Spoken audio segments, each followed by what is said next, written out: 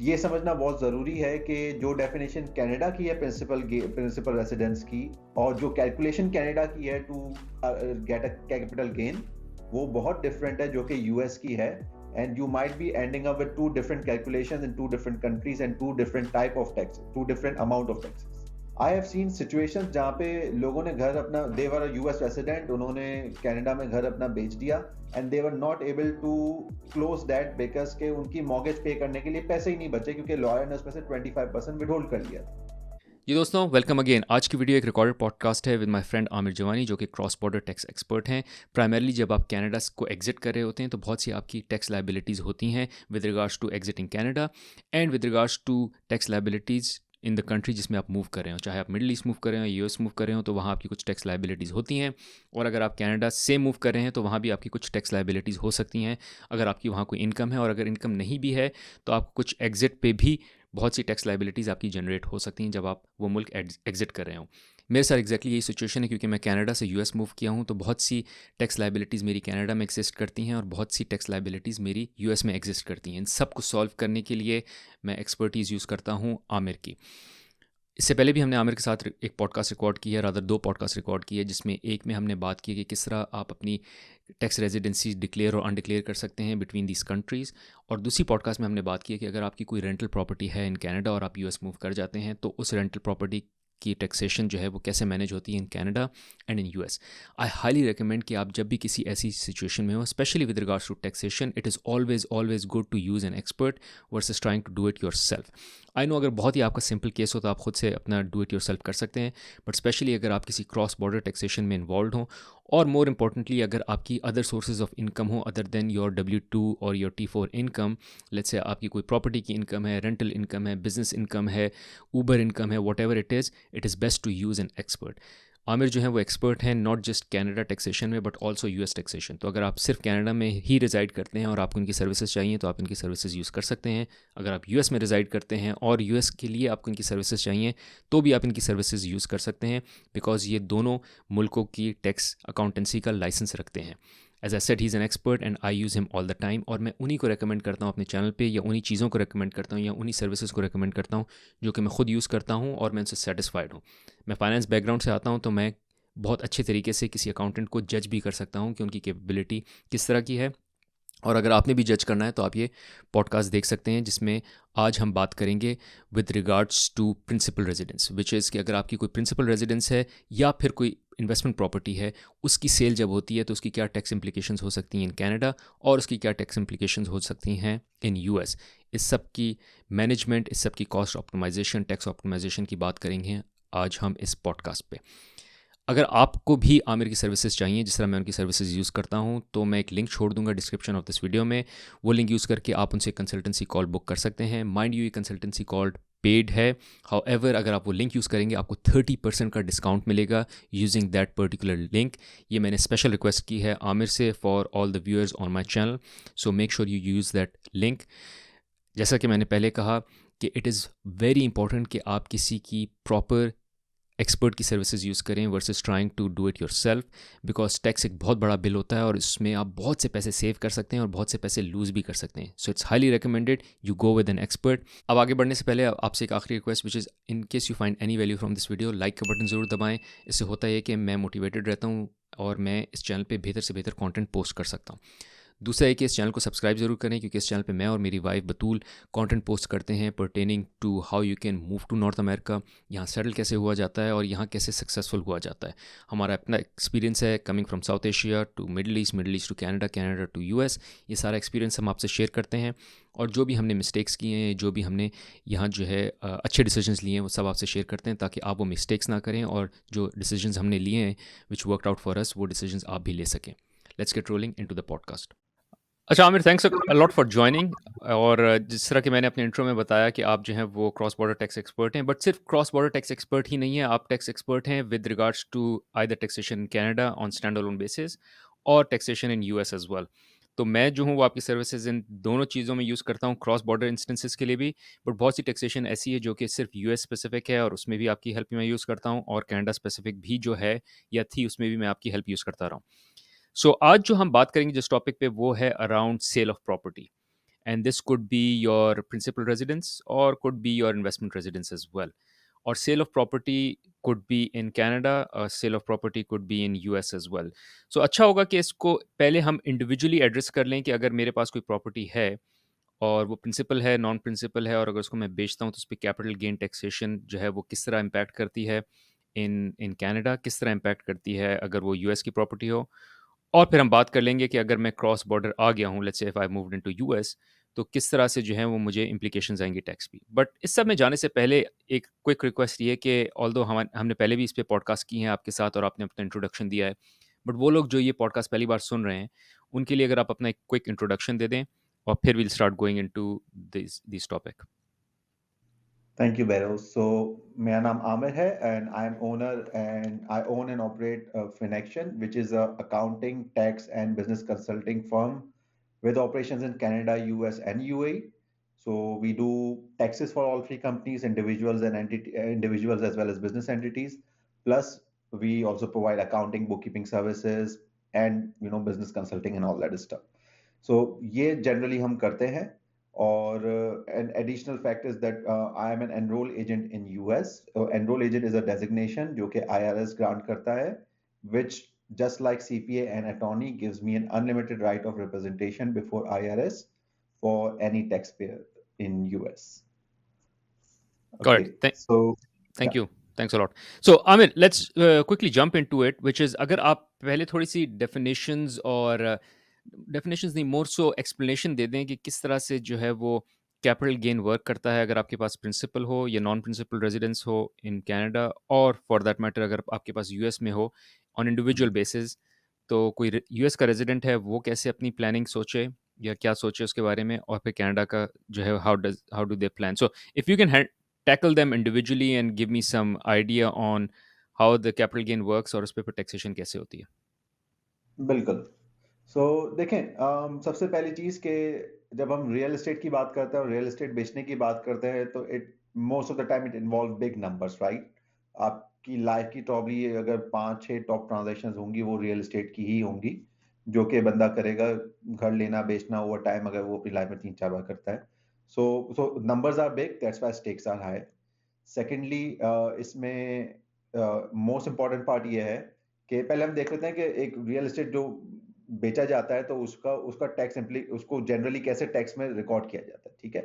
तो आपने घर खरीदा at a certain price, over time आपने उस पे डिफरेंट इंप्रूवमेंट्स करवाई, डिफरेंट उसमें एडिशन करवाया, लेट्स से बेसमेंट नहीं था बेसमेंट बनवा लिया है, डिफरेंट इस तरह की चीजें आपने करवा ली, तो उससे उस घर की वैल्यू ऐड हो रही है। तो बेसिकली आपने घर खरीदा था लेट्स सपोज $500,000 का, और उसमें ओवर द इयर्स आपने 200,000 की फर्दर उसमें एडिशंस करवाए, बेसमेंट ये वो। यहाँ मैं एडिशंस का वर्ड यूज कर रहा हूँ, नॉट द रिप्लेसमेंट, क्योंकि अगर रिप्लेसमेंट हुई होंगी तो वो उसी वक्त, अगर तो रेंटल प्रॉपर्टी है तो आपने उसी साल में क्लेम कर लिया होगा, but otherwise that is just a replacement addition. तो आपने जो घर में रिनोवेशन इंप्रूवमेंट्स करवाई 2 लाख की, 5 लाख का आपने घर लिया था, टोटल आपकी एडजस्टेड कॉस्ट बेस हो गई 700,000, और आपने वो घर बेचा let's suppose after 5 years for $1,000,000, ठीक है? तो 300,000 आपका, एक सिंपल मैथमेटिक्स करें तो 300,000 आपका कैपिटल गेन है, ठीक है? Until this point US and Canada are similar, कि जब आपने घर लिया purchase price plus any additions, उसको सबको आपने माइनस कर दिया फ्रॉम योर सेलिंग प्राइस, तो वो आपका कैपिटल गेन है, ठीक है? अच्छा, अब कैपिटल गेन पे थोड़ा सा पॉज मैं इसलिए दूंगा कि capital gain in both countries is treated differently then your ordinary income. Ordinary income का मतलब है आपकी इंप्लॉयमेंट इनकम, आपकी रेंटल इनकम, मे बी आपकी कोई, आप सेल्फ एम्प्लॉयड है तो आपकी कोई बिजनेस इनकम हो गई, वो सब कहलाती है ऑर्डिनरी इनकम, ठीक है? और कैपिटल गेन चूंकि उसका ट्रीटमेंट डिफरेंट है, that's why they put it in a different bucket, सही है?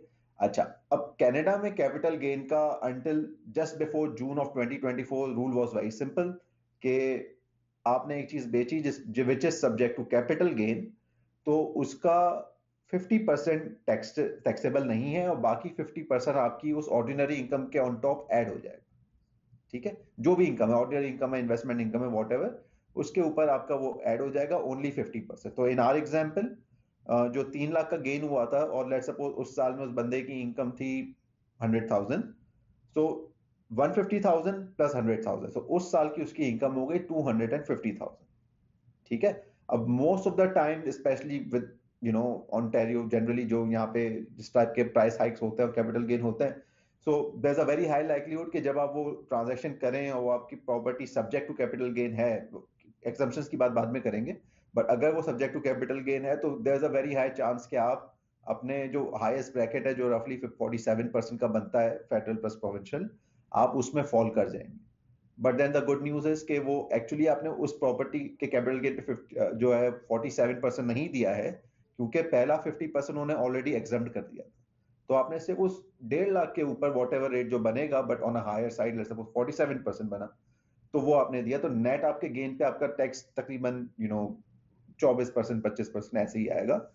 तो that's why capital gain obviously एक टैक्स पेयर की कोशिश होगी कि वो जो काम कर रहा है वो इनकम कैपिटल गेन में काउंट हो। ठीक है। तो ये हो गया कनाडा। यूएस साइड पे कैपिटल गेन का ट्रीटमेंट थोड़ा डिफरेंट है। वो आपके वो बल्क में जो आपकी इनकम है उसके ऊपर ऑन टॉप ऑफ ऐड नहीं कर देते। वो कहते हैं कि पहले तुम चेक करेंगे कि शॉर्ट टर्म गेन है या long term gain. Long term gain वो होता है जो कि 1 साल से ज्यादा आपने उस कैपिटल एसेट को होल्ड किया है। तो अगर वो लॉन्ग टर्म गेन है तो देन उसके लिए डिफरेंट रेट्स हैं कैपिटल गेन के, depending on your filing status, married filing jointly, single married filing separately, single, जो भी आपका स्टेटस है। और उस स्टेटस के हिसाब से एक सर्टेन एजीआई होती है, एडजस्टेड ग्रॉस इनकम, जो आपके 1040 में होती है। तो अगर आप इस कैटेगरी में फॉल करते हैं, आपका ये एजीआई है, तो आपका ये रेट है। ठीक है। और जनरली वो ऑर्डिनरी इनकम से कम रेट होता है, विच मींस कि you still get a preference on your capital gain rate. ठीक है। तो जो हम क्रॉस बॉर्डर में टिपिकली बोलते हैं कि मतलब अगर कोई मुझसे पूछेगा इन अ वेरी सिंपल टर्म के 1 मिनट में बताओ कि यूएस कनाडा क्रॉस बॉर्डर को आप कैसे डिफाइन करोगे या how it would be treated, तो मैं उसको इन शॉर्ट वर्ड्स बताता हूँ कि आपने 100 रुपए कमाए यूएस में, आप यूएस में रहते हैं, फॉर सम रीजन आप कनाडा में भी उस पर आप इनकम डिक्लेयर करनी पड़ रही है because you are resident for tax purposes. तो अगर यूएस का रेट 25% है, कनाडा का 30% है, तो $25 आपने वहां दिए, $5 यहाँ दिए, और हो गया, which is an over simplified definition. और वो मोस्टली ट्रू रहती है। But in case of capital gain it is a very different treatment. जैसे मैंने आपको बताया कि दोनों का कैपिटल गेन कैलकुलेट करने का, उसको टैक्स करने का तरीका बहुत डिफरेंट है। ठीक है। अच्छा, अब इसमें अच्छा खैर, क्रॉस बॉर्डर पे हम आएंगे। Let's go back to our initial conversation कि आपने घर बेचा, घर पे कैपिटल गेन हुआ, एक जगह 50% टैक्सेबल था, and by the way that rule has now changed from June of 2024, I believe 25 June was the cut off. उसके बाद से आपका फर्स्ट 250,000 इंडिविजुअल्स का स्टिल उसी तरह से टैक्स होगा, 50% टैक्सेबल, 50% नॉन टैक्सेबल। बट अगर आप 250,000 से ज्यादा का कैपिटल गेन आपको हो रहा है, and that is total capital gain, तो फॉर एग्जाम्पल आपने घर बेचा, उसमें आपको 2 लाख का कैपिटल गेन हुआ, देन आपने जो है एक स्टॉक्स बेचे, उसमें आपको 100,000 का और कैपिटल गेन हो गया। ठीक है। तो 300,000 हो गया, तो फर्स्ट 200,000 पे 50% टैक्सेबल है, बाकी 50% टैक्सेबल इनकम में नहीं जाएगा। लेकिन जो उसके बाद 2.5 लाख के ऊपर जो बच गया, इन दिस केस जो 50,000 एक्स्ट्रा, आपने टोटल 3 लाख का कैपिटल गेन था, तो वो जो 50,000 बच गया, उस 50,000 पे आपका 66%, 2/3 ऑफ इट इज टैक्सेबल। तो ये जो 50% और 66% की हम बात कर रहे हैं, that is the amount of the total pi जो कि आपकी उस इनकम में ऐड होगा और उस पर टैक्स लगेगा। ठीक है। तो ये हो गया कैपिटल गेन, और यूएस का मैंने बता दिया। ऑब्वियसली दोनों जगहों पे टैक्स पेयर चाहेगा कि वो कैपिटल गेन काउंट हो। देयर आर सर्टेन सिचुएशन जिसमें वो शायद कैपिटल गेन की कैटेगरी में ना आए, बल्कि वो ऑर्डिनरी इनकम की कैटेगरी में आ जाए। ठीक है। और इसको हम यहाँ पे कहते हैं house flipping rules, which are applicable from 2023। So आपने अगर एक घर लिया और वो घर आप उसमें चाहे खुद भी रहे थे, उसमें आपने 2023 में उसको सॉरी आपने उसको लेस देन 365 डेज में बेच दिया, तो then that falls into house flipping category, और वो देन बिजनेस इनकम काउंट होती है, विच मींस पूरी अमाउंट टैक्सेबल होगी, not just the smaller part, the 50 और 66% पार्ट, पूरी अमाउंट टैक्सेबल है वो, और वो एज अ बिजनेस इनकम होगी। और अगर उसमें लॉस होता है तो you can not adjust it against your income. So so that's a big number. या so this is for Canada, the flipping rule जो आप बता रहे हैं। कनाडा, अच्छा, हाँ। जो अब थोड़ी फ्लिपिंग का रूल है ये कनाडा का है। तो you have to make sure कि आपने वो प्रॉपर्टी मोर देन 365 डेज रखी है बिफोर यू सेल इट। ठीक करेक्ट। है। अच्छा, यूएस का रूल भी अब काइंड ऑफ सिमिलर है। अच्छा, इनफैक्ट यूएस में यूएस का जाने ये से रूल। पहले थोड़ी सी क्लैरिटी क्वेश्चंस। एक तो हाँ, मुझे ये बताएं कि ये जो कनाडा का रूल है ऑफ 250,000 तक कैपिटल गेन जो है उस पे सिर्फ 50% पे टैक्स लागू होगा, पूरे 100% पे नहीं होगा। हाँ, हाँ। अगर तो प्रॉपर्टी शेयर्ड है between spouse, hmm. Husband and wife, तो फिर हाँ, दोनों को 250 का बेनिफिट मिलेगा। As far as I remember 250 का cut off, yes, per taxpayer. Okay. दूसरा ये कि ये क्या रेट्रोस्पेक्टिवली अप्लाई करता है, मतलब मैंने अगर प्रॉपर्टी ली थी 2015 में, उसका नहीं, कैपिटल गेन पे भी अप्लाई करेगा, या ये जो प्रॉपर्टी मैं 2024 के बाद ले रहा हूँ उस पे अप्लाई करेगा? परचेज की ईयर से ताल्लुक नहीं है, सेल के ईयर से ताल्लुक है। तो जो प्रॉपर्टी आप 2024 में बेचेंगे जून के बाद, उस पे ये रूल एप्लीकेबल है। तो अगर मैं, अच्छा, जून के बाद बेचूंगा तो वो पूरा रूल अप्लाई होगा, मतलब ऐसा नहीं है कि मैं अपनी कोई री बेस कर दूं या कॉस्ट नहीं, बेस चेंज कर दूं कि अब 2024 से रूल अप्लाई हो रहा है तो उसके बाद से जो कॉस्ट बेस है उस पे। नहीं, नहीं, नहीं, नो। सिंपल कॉस्ट बेस का तरीका जो कैलकुलेशन में बात की थी वो वही है। इट जस्ट दैट के जब हमने बात की थी कि 3 लाख है तो 1.5 लाख इनकम में जाता है और 1.5 लाख टैक्सेबल नहीं होता। तो वो in this case let's suppose ये सेल अगस्त ऑफ 2024 में हुई है, तो वो 3 लाख में से 2 लाख इनकम में जाएगा और 1 लाख नॉन टैक्सेबल होगा। अच्छा, एक चीज़ जो मुझे क्लियर नहीं है वो ये है, वो क्वेश्चन ये है कि लेट्स से कैपिटल गेन है 500,000 का, हम्म। तो पहला 250 पे 50% लगेगा हाँ। और बाकी 250 पे कितना लगेगा? 66%। तो लेट सपोज आपका कैपिटल गेन हुआ 500,000। सो फर्स्ट 250 में से 125 आपकी इनकम का पार्ट बनेगा, और रिमेनिंग 250 में से जो उसका 2/3 बनता है, वो आपकी इनकम का पार्ट बनेगा। ठीक है, got it, now I am very clear. अच्छा, अब यूएस पे आ जाते हैं। तो यूएस में जो है वो आप थोड़ा सा बताया, लेकिन मुझे फिर से एक्सप्लेन कर दें कि ये 50% रूल एग्जिस्ट नहीं करता, क्या 50% जो है वो पे टैक्स लागू नहीं होगा, 50% पे होगा? उन्होंने तो टैक्स रेट ही अलग दे दिया। कनाडा ने क्या बोला कि पूरी बकेट है, उस बकेट में हम आपकी इनकम कम करके डालेंगे, so that you get some tax advantage. इन्होंने बोला कि नहीं, इस टाइप ऑफ इनकम का रेट ही अलग है। ठीक है, मुझे जो मैंने जहाँ पढ़ा है, और correct me if I am wrong, कि यूएस में कैपिटल गेन टैक्स जो है वो is around 20%। Is that right number और it keeps changing depending on the individual? नहीं, वो आपकी फाइलिंग स्टेटस और वो एजीआई के हिसाब से होता है। But that seems very familiar, so most likely ये वो नंबर है जो कि क्योंकि ज्यादातर हमारे टैक्स फाइलर जो है वो मैरिड फाइलिंग ज्वाइंटली वाले होते हैं, तो उसका ये नंबर लगेगा। ठीक है, गॉट इट, वेरी क्लियर। अच्छा चले, अब यूएस पे आ जाते हैं and you can explain more on the US side on capital gain, specially जब वो एज अ सिंगल कर रहे हो आप कैपिटल गेन और एज अ मैरिड कपल कर रहे हैं। अच्छा। ओके, सो यूएस में जो मैं बात कर रहा था एंटी फ्लिपिंग रूल्स की, जो कनाडा में है कि आप 1 साल से कम में अगर बेच रहे हैं तो then they consider it as a business income. So US में जो इसका रूल है, और ये कनाडा में तो भी 2023 में जाके आया है। यूएस में जो ये रूल है ये काफी अरसे से है, और वो basically the word they use is short term capital gain. ठीक है, तो short term capital gain will be tax at an ordinary rate. सही है, और long term capital gain will be tax at a preferential rate. So जब हम बात करते हैं कि मैंने घर बेचा, उस पर कैपिटल गेन कितना होगा, तो उसका सबसे बड़ा क्वालिफायर ये है, you must have hold that property for at least 365 days, so that it doesn't fall under short term capital gain for US purposes and doesn't fall under flipping rules for Canada purposes। और जब आप कहते हैं ordinary tax rate, इसका मतलब जो मेरा tax rate है जो आपका, इनकम पे, मेरा W2 पे जो आ रहा हाँ, है वो लागू हो बिल्कुल, जाएगा, जो कि लेट्स बिल्कुल। से इस वक्त है मेरा समवेयर अराउंड 32% के करीब। अ, हम्म। बल्कि उसका भी जो है वो मार्जिनल टैक्स रेट लगेगा जो बढ़ हायर जाएगा साइड है। ऑब्वियसली।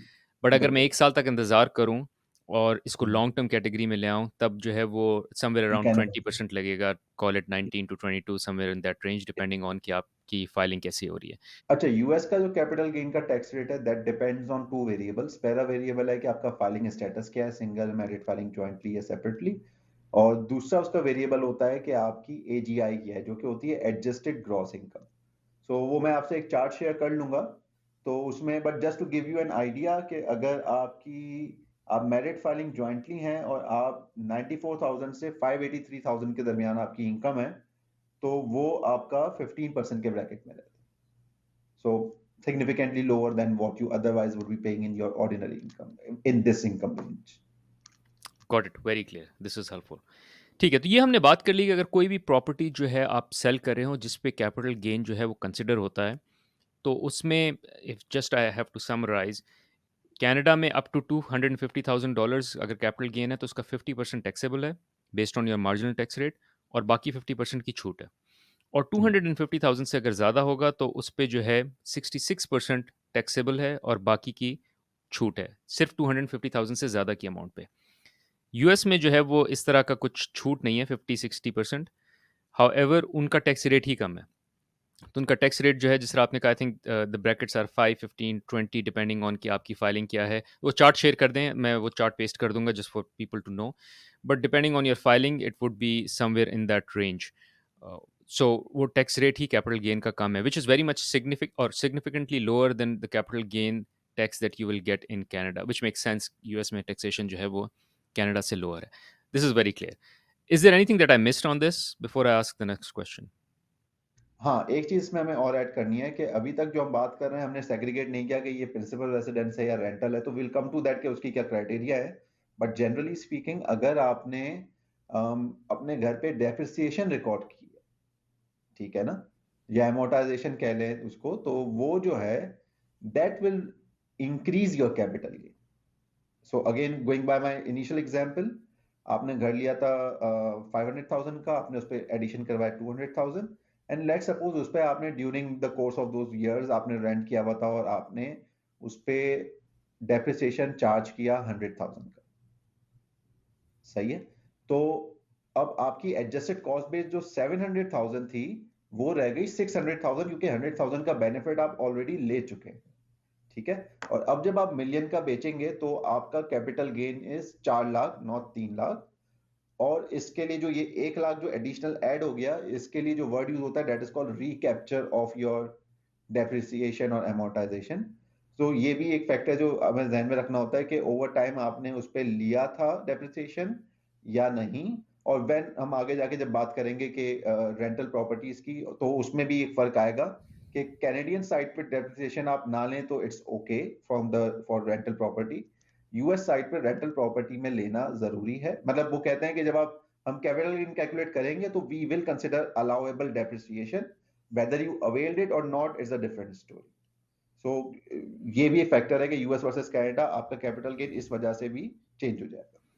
अच्छा, आप सही कह रहे हैं, क्योंकि मुझे याद पड़ता है कि जब मैं पहली बार फ़ाइल कर रहा था, तो मैंने कनाडा में कभी फ़ाइल नहीं किया द डेप्रिसिएशन, और हम्म। यूएस में आई वाज़ टोल्ड कि ये आपको डेप्रिसिएशन फ़ाइल करनी है। पर इसमें मेरा एक सवाल आपसे ये है कि मैंने कनाडा में कभी यूज़ नहीं की, but it's beneficial to use it, क्योंकि आपको कैश हेल्प मिल जाती है। बिकॉज़ अगर आप अपनी टैक्सेबल इनकम को कम कर दें, अगर आप डेप्रिसिएशन डाल दें तो आप अपनी टैक्सेबल इनकम को कम कर देते हैं। So you will get a tax benefit in that year, which is a cash help today, versus the benefit, or leaving that benefit till the end of the time when you sell the property. So I think the only benefit you'll get is kind of a cash help. Is that true, or there is something else as well? देखिए, practically it's a tax advantage versus cash flow. So obviously जब आप अगर अभी डालेंगे तो उसमें आपका cash flow का इम्पैक्ट आ जाएगा, और वो तब आएगा जब आपके पास कोई आपकी दूसरी अच्छी खासी एक एम्प्लॉयमेंट इनकम है या कोई और इनकम है, तो उसकी वजह से आप हायर ब्रैकेट पे जा रहे हैं तो आपने थोड़ा लो कर लिया। But you also have to consider कि जब आप बेचेंगे, क्योंकि आजकल के हिसाब से जो कैपिटल गेन्स होते हैं वो लाखों में, right. So all of a sudden आप एक बड़े ब्रैकेट में आने वाले हैं जब आप बेचेंगे। अब उस बड़े ब्रैकेट को फर्दर आपने इनहांस कर दिया, तो उस साल आप फर्दर हो सकता है एक और अगले ब्रैकेट में चले जाए। तो जब वो उसका affect, it's not a equal affect, अभी आपको बेनिफिट लोअर ब्रैकेट में रह के मिल रहा है, उस टाइम पे आपको जो लॉस होगा वो हायर ब्रैकेट पे होगा। तो that's also something you need to see. Maybe at that time you have retired and you are close to retirement, अभी आपने बेनिफिट ले लिया। एट दैट टाइम आपने कहा मैं रिटायर हो जाऊंगा, मेरी इतनी कोई खास इनकम नहीं होगी, लगता है तो लग जाए, डजंट मैटर। तो in some cases yes, but generally we don't recommend doing that. Got it, make sense, very clear. अच्छा, चलिए अब आ जाते हैं ऐसी प्रॉपर्टी जिस पे आपको कैपिटल गेन जो है कंसिडर नहीं हो रहा, स्पेशली लेट्स से, और rather let me ask the question differently. What is different in terms of principal residence? अगर मेरी प्रिंसिपल रेजिडेंस है कनाडा में, तो उसकी क्या ट्रीटमेंट होगी कैपिटल गेन की? और अगर मेरी प्रिंसिपल रेजिडेंस है यूएस में, तो उसकी क्या ट्रीटमेंट होगी कैपिटल गेन की? ठीक है। अच्छा देखें, कनाडा और यूएस इस मामले में भी डिफरेंट है कि वो प्रिंसिपल रेसिडेंस को के लिए क्या एग्जम्पशन दे रहे हैं, ठीक है। कनाडा में the biggest tax free asset you can ever hold is your principal residence, ठीक है। इसके अलावा आपका आरआरएसपी होता है, लेकिन ऑब्वियसली वो हमें पता है एक सर्टेन परसेंटेज है, 18% of your income up to a cap. TFSA होता है, वो हर साल का 5-6 हजार होता है। बट थिंक अबाउट इट, आपका जो घर है $1 million का, वो एक टैक्स फ्री एसेट है जो आप होल्ड कर रहे हैं as long as you live there. So it's a big advantage, and good thing is Canada ने अब तक कोई लिमिट नहीं लगाई है कि किस अमाउंट तक जो है वो टैक्स फ्री होगा, as long as it's your principal residence for all those years. आपने बेचा तो आपका कोई कैपिटल गेन उस पर आपको नहीं देना है। Having said that, we still need to declare it in our tax return, and there's a form called T2091 which is for designation of that property as a principal residence। तो वो आपने करना होगा, बताना होगा मैंने इस साल में लिया, इतने का लिया, एंड देन इवेंचुअली जब उसकी कैलकुलेशन होगी तो नेट जीरो आ जाएगा in terms of capital gain, but you still need to declare that. So Canada में इट्स वेरी क्लियर, आपका प्रिंसिपल रेसिडेंस था, no capital gain, you still need to declare, but then that will not affect you from the tax point of view। अच्छा, US जो है वो थोड़ा different है। US ने जो है कैप लगाया हुआ है। अगर आप सिंगल हैं तो आपका 250,000 है, अगर आप मैरिड फाइलिंग ज्वाइंटली हैं तो आपका 500,000 है। ये कैप है फॉर योर प्रिंसिपल रेसिडेंस। और यूएस, अच्छा कनाडा की डेफिनेशन ये है कि आप जितने साल रहे हैं वही साल आपके काउंट होंगे as a principal residence. So let's suppose अगर मैं 10 साल के लिए प्रॉपर्टी होल्ड की और मैं 8 साल रहा हूँ और 2 साल नहीं रहा हूँ, तो अगर जो भी कैपिटल गेन होगा वो प्रोरेट हो जाएगा, ठीक है। अच्छा, यूएस बोलता है कि आप इस पिछले 5 में से 2 साल वहां पे यूज किया होना चाहिए और ओनरशिप होनी चाहिए आपकी। तो आप खुद रहे हैं और आपकी ओनरशिप है any 2 out of last 5 years, तो that makes it your principal residence. But obviously उन 2 सालों को फिर आप दूसरी प्रॉपर्टी के लिए यूज नहीं कर सकते, then you have to use other 2 years for other properties if you have। So that's the better part about US के कनाडा में आपको सिर्फ और सिर्फ उतने पे ही मिलेगा जो जिसमें आप रहे हैं। यूएस कहता है कि अगर आप 5 में से 2 साल रहे हैं तो आपका और 5 लाख के अंदर आपका है, तो then we consider it a principal residence exemption and you don't have to pay anything. So US में जो है वो, अगर मैं किसी प्रॉपर्टी में 2 साल रह लिया हूँ तो वो मेरी प्रिंसिपल प्रॉपर्टी बन जाएगी। अगर मैं उस प्रॉपर्टी से निकल जाऊँ और 3 साल कहीं और भी रहूँ तो 3 साल के अंदर अंदर अगर मैं उस प्रॉपर्टी को बेचता हूँ तो एज अ मैरिड कपल मुझे $500,000 तक का कैपिटल गेन टैक्सेबल नहीं है, और एज अ सिंगल $250,000 तक का कैपिटल गेन टैक्सेबल नहीं है। Very clear. कनाडा में जो डेफिनेशन है प्रिंसिपल रेजिडेंस की, वो 2 साल नहीं, वो 1 साल है कि मुझे उस प्रॉपर्टी में कम से कम 1 साल रहना है। अगर मैं 1 साल, correct me if I am wrong, 1 साल रह लिया तब वो मेरी प्रिंसिपल रेजिडेंस बन जाती है, और फिर मैं उससे निकलूँगा तो I have to sell it the day I am moving out, because मैं उसको और स्ट्रेच नहीं कर सकता। अच्छा नहीं, कनाडा का ये है कि जितना आप रहे हैं उतना वो आपको देगा, उसके ऊपर नहीं देगा। इसने तो पूरे पे इसने ये नहीं बोला कि आपका कैपिटल गेन कितने परसेंट था, क्या था, वो उसने प्रोरेट कुछ नहीं किया। आप 2 साल रहे या 5 साल रहे, आपको वही 5 लाख का एग्जम्पशन मिल गया।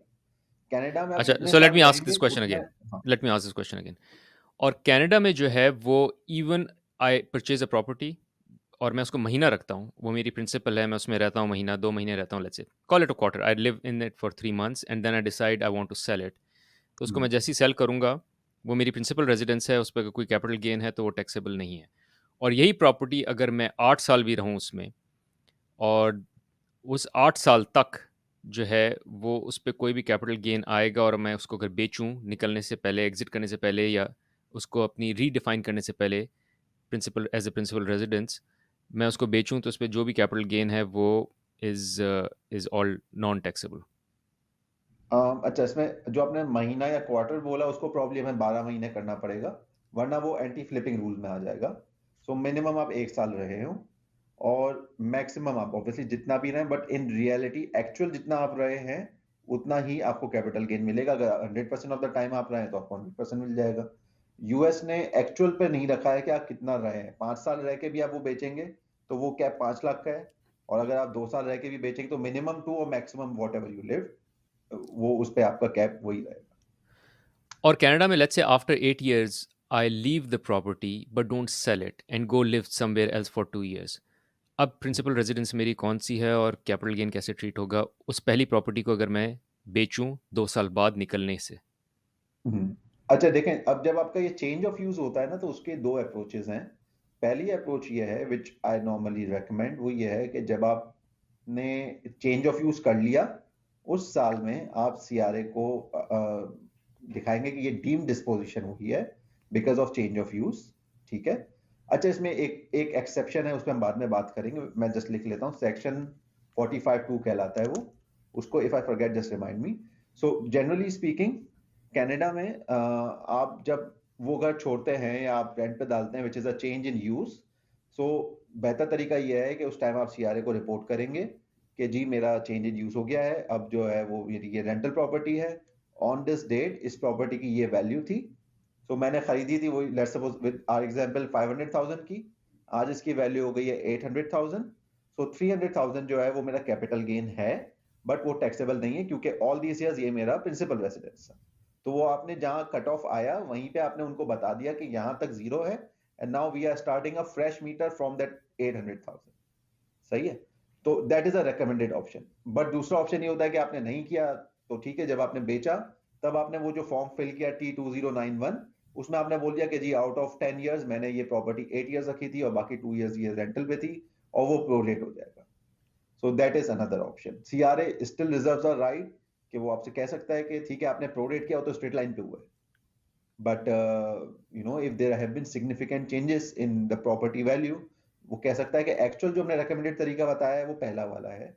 सो वी थिंक कि आपका ज्यादा कैपिटल गेन इस टाइम पे हुआ, but that just in case they come back to you. But both are the approaches that people use in terms of जहां वो मिक्स यूज हो के, पहले वो नहीं था बाद में वो यूज शुरू हो गया, तो उसको आप इस तरह से केटर करते हैं कनाडा में। Got it, very clear. अच्छा चलिए, अब आ जाते हैं कि अगर मैंने अपनी कोई प्रॉपर्टी यूएस में बेची और मैं कनाडा में एज अ टैक्स रेजिडेंट नहीं हूँ, और मैं कनाडा से निकल चुका हूँ, मैं यूएस में रह रहा हूँ पिछले, let's say I come here, I buy a property year 1, hmm, after 3 years I sell a property here and I am hmm. Not a tax resident of Canada, तो मुझे उस प्रॉपर्टी पे कनाडा में तो कुछ टैक्स नहीं देना, right? Property US में है, आप यूएस के रेसिडेंट हैं, आप कनाडा के टैक्स रेसिडेंट नहीं है, राइट? नहीं, नो टैक्स। Very clear. अब दूसरा सिनेरियो ले लेते हैं कि मेरी प्रिंसिपल रेजिडेंस थी कनाडा में, और let's say I bought it for $500,000। The day I was leaving Canada उसकी वैल्यू थी $700,000, एंड जिस तरह आपने कहा कि आप सीआरए को बता दें, ये कोई फाइल करके फॉर्म जो भी उसका नाम है मुझे भूल रहा है, जब आप बता देंगे उसमें आपने उनको बता दिया कि आज उसकी वैल्यू जो है $700,000 है, मैंने अपने रियल्टर से चेक कराया, ये उसका डॉक्यूमेंट है, और उसने साइन ऑफ करके दिया है कि हाँ इस वक्त मार्केट में इसकी वैल्यू है $700,000। ये वो दिन है जिस दिन मैं कनाडा से निकल रहा हूँ और मैं आ गया हूँ यूएस। 500 से 700,000 तक मुझे कोई कैपिटल गेन टैक्स नहीं लगेगा क्योंकि वो मेरी प्रिंसिपल रेजिडेंस थी। अब मैं बिल्कुल। यूएस आ गया हूँ और मैंने उसको प्रॉपर्टी को रेंट पे चढ़ा दिया। अच्छा, रेंट पे हमने एक अलग से वीडियो बनाई है, पॉडकास्ट की है, जिसमें आपने सारी रेंट की टैक्सेशन की एक्सप्लेनेशन की है। बट 3 साल बाद जो है वो प्रॉपर्टी की वैल्यू हो जाती है, let's say million, from 700 two million, और अब मैं यूएस में बैठा हुआ डिसाइड करता हूँ कि मुझे ये प्रॉपर्टी बेचनी है। अब मुझे बताएं, मुझे कनाडा में कितना टैक्स देना है और उस पे क्या उसकी ट्रीटमेंट होगी, with holding, non with holding and all, और फिर यूएस की उसकी ट्रीटमेंट बताएं। ठीक है। ओके। सो आप नॉन रेसिडेंट हो गए कनाडा के पर्पसेस के लिए, but you have a Canadian property जो कि पहले प्रिंसिपल रेसिडेंस था, जब आप मूव हो गए तो ऑब्वियसली वो रेंटल प्रॉपर्टी बन गई है, आप यूएस में रहते हैं और अब आपने बेचा, तो पहले इसका कैनेडियन एस्पेक्ट देख लेते हैं। अच्छा, जब आप कनाडा में बेचेंगे तो उसका एक सबसे इंपॉर्टेंट लॉजिस्टिक एस्पेक्ट ये है कि by default CRA will hold, not CRA sorry, by default जो आपका लॉयर होगा वो 25% of the property value sale price hold करेगा। ठीक है। क्योंकि लॉयर को, if you are non resident for Canadian tax purposes, वो 25% होल्ड करेगा, क्योंकि लॉयर को तो नहीं पता कि उस पर एक्चुअल कैपिटल गेन क्या लगना है, nor he is expert in calculating that. So जो जनरल रूल ऑफ थंब दिया हुआ है वो ये है कि 25% उसको होल्ड करना होता है, एंड दैट कैन बी 50% अगर आपने उस प्रॉपर्टी पे पास में डेप्रिसिएशन क्लेम किया है। ठीक है। तो इसका मतलब ये है कि आपको अपनी मॉर्गेज, अगर उस पर मॉर्गेज है तो you should be able to close that mortgage from that 75%, और जो भी इसके अलावा आपके एक्सपेंसेस है related to selling, from that 75% of the proceeds और 50% ऑफ द प्रोसीड्स अगर उस पर डेप्रिसिएशन पास में लिया गया है। ठीक है। सो this is a big number, तो इसके हिसाब से एक लॉजिस्टिकली प्लान करना जरूरी है। अच्छा, एक सीआरए का रूल ये है कि आप उनसे उनको प्रायर बता के कि जी मैं ये बेच रहा हूँ, आप उनसे क्लियरेंस ले सकते हैं जो आप लॉयर को देंगे तो then lawyer will not withhold, और विदहोल्ड जो सीआरए ने नंबर बताया होगा, बट वो हो नहीं पाता एडवांस में, क्योंकि उसका वेट टाइम कोई 6 महीने का है। ऑब्वियसली जब आप बेचेंगे तो महीना, 2 महीना, 3 महीना होता है, इससे ज्यादा तो नहीं होता, तो वो पॉसिबल नहीं होगा। तो इन बाय ऑल मीन्स आपके एटलीस्ट 25% पैसे विड्रॉल होने वाले हैं। अच्छा, फिर जब वो हो जाएंगे, फिर रूल ये है कि जब आपकी सेल हो गई तो 10 डेज के अंदर आपने वो फॉर्म फिल करना है, which is called T2062 certificate of coverage. वो आपने फिल करना है, और वो आप सॉरी सर्टिफिकेट ऑफ कंप्लायंस, वो आपने फिल करना है, और वो आपने सीआरए को भेजना है, जिसमें आप अपना बाकी सब चीज़ अटैच करेंगे कि जब आपने खरीदा था तो क्या वैल्यू थी, अगर कोई आपने उसमें एडिशंस करवाए हैं तो उसकी रसीदें हो गई, जो आपने बेचा उस टाइम का सेल परचेज अग्रीमेंट हो जाएगा, एंड देन लॉयर ने पैसे होल्ड किए, ये सब चीज़ें आप बता देंगे उन्हें। सीआरए उसको लेगा अपने पास, रिव्यू करेगा, एंड बेस्ड ऑन दैट वो लॉयर को, वो बेसिकली सेलर को या लॉयर को और आपको इंस्ट्रक्शन दे देगा कि जी इसमें से इतने पैसे होल्ड करने हैं, बाकी यू कैन रिलीज, और ये आप सीआरए को दे दें, या जो भी इसका प्रोसीजर है। तो that is one thing you have to keep in mind, कि नॉट दैट जनरली हम जब घर बेचते हैं तो उसमें क्या होता है कि आपका कैपिटल जो गवर्नमेंट को पे करना है वो नेक्स्ट ईयर जब आप रिटर्न फाइल करते हैं तब पे करना होता है, ठीक है। और तो cash flow is in your hand in advance and you have to pay later. इसमें उल्टा है, इसमें पैसे पहले ही रुक जाएंगे, तो कैश फ्लो के पॉइंट ऑफ व्यू से वो एक इंपॉर्टेंट एस्पेक्ट है जो आपको देखना होगा। अच्छा, और जो हमने लास्ट टाइम बात की थी कि अगर आपकी रेंटल प्रॉपर्टी है और उस पे आपका वो सब चल रहा है, तो वो उसको भी चेक करते हैं before giving you a clearance, कि अगर आपने ड्यूरिंग दिस टाइम रेंट किया हुआ था, उस रेंट पे आपने विदहोल्डिंग नहीं दिया है, तो वो भी लेंगे, एंड देन उसके बाद आपको वो बाकी पैसे रिलीज करेंगे। तो ये तमाम चीजें वो चेक करेंगे। अच्छा, तो ये तो हो गया लॉजिस्टिक पॉइंट ऑफ व्यू से। अच्छा, अब आपने बेच दिया, बेचने के बाद आपका ये था, let suppose principal residence for that period. So वही जो हमने अभी बातें की वही सब एप्लीकेबल है कि जी 50% जो है वो टैक्सेबल नहीं है फॉर 250,000, या उससे ऊपर है तो जो रिमेनिंग पोर्शन है वो 2/3 उसका टैक्सेबल है, तो वो आपकी इनकम का पार्ट बनेगा, and then when you will file your income, तो उसमें से, और ऑब्वियसली जो आपके सेलिंग एक्सपेंसेस हैं वो भी आप माइनस करेंगे, जो आप रियल्टर को देंगे वो सब वो माइनस करेंगे, एंड देन जो नेट नंबर आपके पास आएगा वो आप उस पर आप टैक्स दे देंगे, अज्यूमिंग कि आपकी कोई और सोर्स ऑफ इनकम कनाडा में नहीं है, तो your only net income would be your actual capital gain, taxable capital gain, और उस पर जो रेट बनेगा उस पर आप टैक्स दे देंगे। जो लॉयर ने सीआरए को पैसे भेजे होंगे वो उसमें से माइनस हो जाएंगे। Still if something is left तो वो आपको मिल जाएगी, if nothing is left you need to pay, then you will pay. तो ये हो गई आपकी Canadian side, is it okay? और इसकी कॉस्ट बेस जो है वो कॉस्ट बेस होगी जिस दिन मैंने कनाडा को छोड़ा है, which is as I said 500 का मैंने लिया था, लेकिन कनाडा को जिस दिन मैं छोड़ा उस दिन उसकी वैल्यू 700 है, so that will be the new cost base for the calculation of capital gain.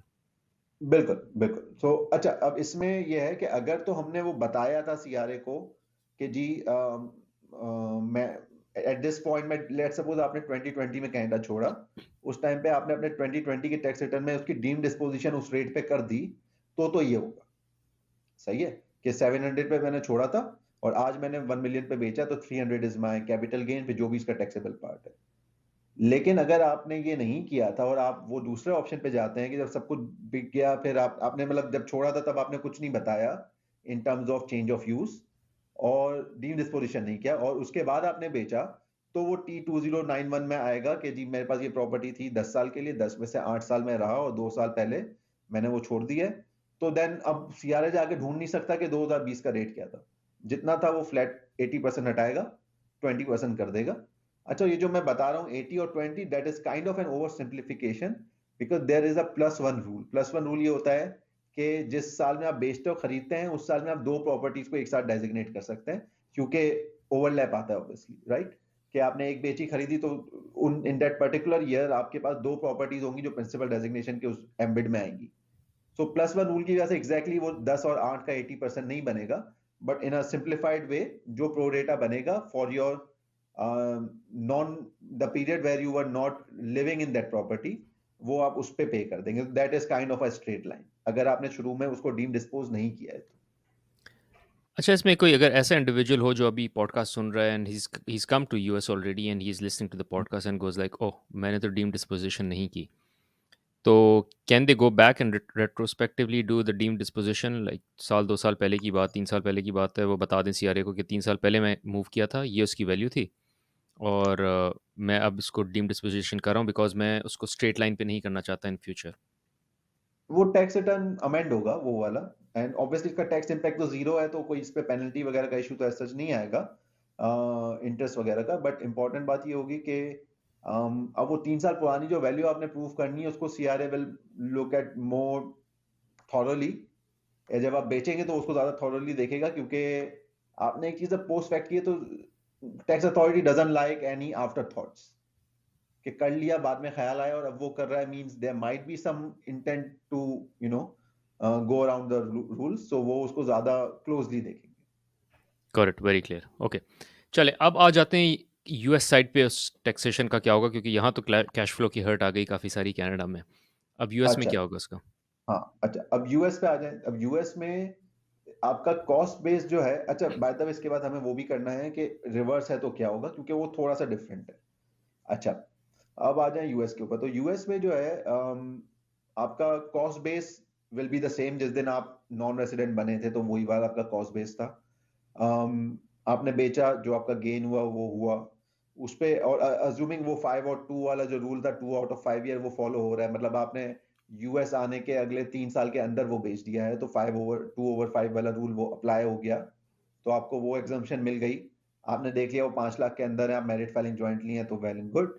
अगर नहीं है then you will include that as part of your income, और जो उस पे कैपिटल गेन का रेट होगा लॉन्ग टर्म का, वो आपको उस पे देना होगा, minus what you paid to Canada.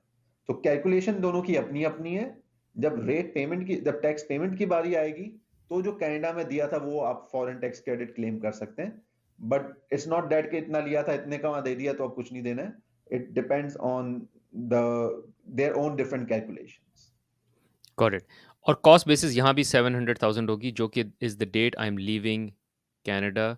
वो डेट काउंट होगी as a cost base even for taxation in US.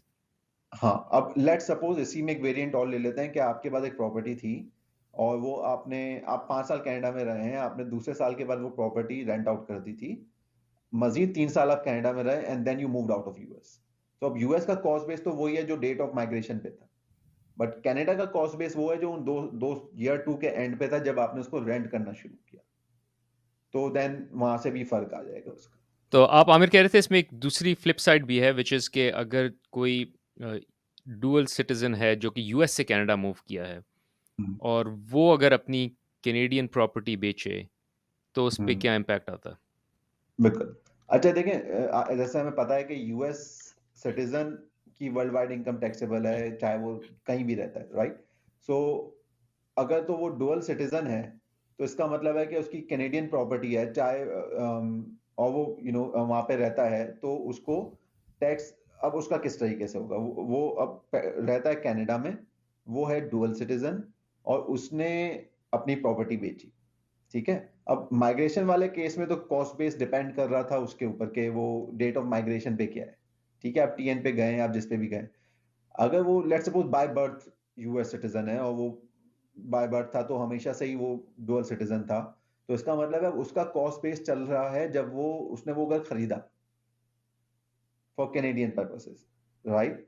तो अब उसको अब उसमें कुछ टैक्स प्लानिंग अपॉर्चुनिटी आपके पास होती है। फॉर एग्जांपल वो डुअल सिटीजन है, उसकी वाइफ डुअल नहीं है, and they live in Canada, right?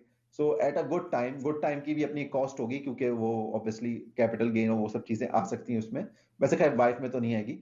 सो वो अपनी वाइफ को प्रॉपर्टी ट्रांसफर कर देता है, ठीक है। And wife is not a US citizen, and wife is not living in US, wife doesn't have a green card, and then she sells, so you can get away with the US part. Obviously जब उसने बेचा तो उस time पे देना होगा, या may be जब दोनों खरीद रहे थे eight that time they can decide कि ठीक है हम इसी के नाम पे ले लेते हैं, ताकि यूएस पार्ट को हम टोटली एलिमिनेट कर सकें। सो कैनेडियन सिटीजन यूएस गया था, तो उसकी लाइबिलिटी सिंपल थी कि वो यूएस में रहता है, तो उसने वहां डिक्लेयर कर दिया। लेकिन यूएस सिटीजन है जो कनाडा में रहता है, तो उसके लिए ये एक अपॉर्चुनिटी वहां पे रहती है कि वो उसको वहां से कर सकता है चीज को चेंज। अच्छा, अब एक और ऑप्शन ये होता है कि कोई बंदा है जो कनाडा में रह रहा है, उसकी यूएस प्रॉपर्टी है, ठीक है। तो कनाडा में रह रहा है, उसकी यूएस प्रॉपर्टी है, उसने यूएस में बेची, ऑब्वियसली कनाडा में रह रहा है तो उसका प्रिंसिपल रेसिडेंस एग्जम्पशन तो कुछ भी नहीं है। तो उसमें देन जब वो यूएस में बेचेगा, और अज्यूमिंग वो यूएस में उसका प्रिंसिपल रेसिडेंस था बिफोर ही मूव, तो वो वहां पे तो उस तरीके से क्लेम कर लेगा। अब वो कनाडा रहने आ चुका है, assuming he is not a Canadian citizen, वो कनाडा रहने आ चुका है, और all that time that was a rental property. तो कनाडा में उसको कोई प्रिंसिपल रेसिडेंस एग्जम्पशन नहीं मिलेगा, वो उसको लाइक अ रेंटल प्रॉपर्टी बेचेगा, जो उसका कैपिटल गेन होगा वो पे कर देगा। सो दैट्स अनदर टाइम जब आपका ये नंबर वेरी कर जाएगा यूएस वर्सेस कनाडा का। जब वो वहां का प्रिंसिपल रेसिडेंस था, but at that time he had nothing to do with Canada. अब वो कनाडा आ चुका है, अब जाके उसने यूएस की प्रॉपर्टी बेची after few years. So Canada में it is an investment property, जो आपकी फॉरेन इन्वेस्टमेंट प्रॉपर्टी थी जो कि आपने बेची है, एंड यू विल पे जो टैक्स उस पर बनता है कैपिटल गेन। बट उसकी कॉस्ट बेसिस क्या होगी the day you left US and move to Canada? For Canadian tax purposes, yes. हाँ। हाँ, क्योंकि उससे पहले कनाडा से उसका कोई ताल्लुक नहीं था। जब वो कनाडा आया है, दैट इज कॉल्ड एमिग्रेशन। तो बेसिकली जब वो एमिग्रेट हुआ है कनाडा के अंदर, तो एट दैट टाइम जो उसकी मार्केट वैल्यू, जस्ट लाइक हम जैसे जब कनाडा में इमिग्रेट हुए थे, तो अगर हमारी कोई फॉरेन प्रॉपर्टी थी, तो जो उसकी मार्केट वैल्यू उस वक्त थी, वो हमारा स्टार्टिंग पॉइंट होता है। तो उसका स्टार्टिंग पॉइंट वो होगा। Got it, very clear. अच्छा, और अगर ये कोई इन्वेस्टमेंट प्रॉपर्टी में वापस आ जाते हैं उस सिनेरियो में कि मैं कैनेडियन हूँ, यूएस में रह रहा हूँ, और उस सूरत में अगर मैं अपनी कोई इन्वेस्टमेंट प्रॉपर्टी बेचूं इन कनाडा, तो यही सारी चीज़ें अप्लाई करेंगी, सिर्फ ये कि उस पे कोई कैपिटल गेन की माफ़ी नहीं है बिकॉज वो प्रिंसिपल रेजिडेंस नहीं है। तो हम्म। बाकी वही फॉर्मूला अप्लाई करेगा कि अगर उसमें जितना भी कैपिटल गेन हुआ है उसका 50% जो है वो टैक्सेबल है। बट वो इन्वेस्टमेंट प्रॉपर्टी जब यूएस में मैं उस पर टैक्स देने लगूंगा तो उसकी कॉस्ट बेसिस डिफरेंट होगी, right? So let's say I bought a property for $700,000 for investment purposes. The day I'm leaving it is for million. The day I sell it, it is 1.1. तो okay, Canada में तो मैं उस पे $3 लाख पे 700 two million पे वो मेरा कैपिटल गेन है और उस पर टैक्स दूंगा जो भी जिस तरह टैक्स की कैलकुलेशन होगी। 1.1 बोला ना आपने? हाँ sorry, they 1.1, so sold it 400,000, 1.1, so 4 lakh. 400,000 पे 1.1। बट यूएस में कैपिटल गेन कितना काउंट होगा, 400 या 100? 100, क्योंकि आप जब US, assuming you are not a dual citizen, आप यूएस गए हैं तब आप यूएस के टैक्स रेसिडेंट बने हैं, ठीक है? तो आपका वो सिर्फ 100 का रहेगा। अगर आप डुअल सिटीजन थे और आप रह रहे थे कनाडा में ऑर्डिनरीली, तो देन आपका पूरा वो 4 lakh. Got it, very clear. Thank you, this was helpful. एक और मेरा सवाल है which is, correct me if I am wrong, but एक सेक्शन 1031 होता है इन यूएस हाँ। where you can flip a property without paying tax on it, hmm. something like that. So maybe you can elaborate on it.